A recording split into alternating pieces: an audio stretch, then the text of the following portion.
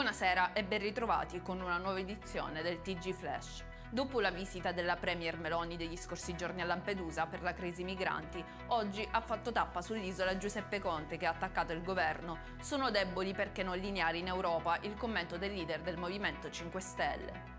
Dai dati della Commissione europea emerge che relativamente ai fondi comunitari per la coesione 2014-2020 mancano all'appello oltre 1,6 miliardi di euro. Ciò è dovuto a ritardi su spese e rendicontazioni.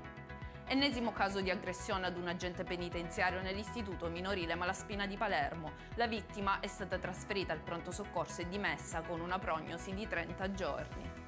Restano in carcere 2 rumeni accusati dell'omicidio di Vera Schiopù, trovata morta lo scorso agosto in un casolare tra Ramacca e Paternò nel Catanese.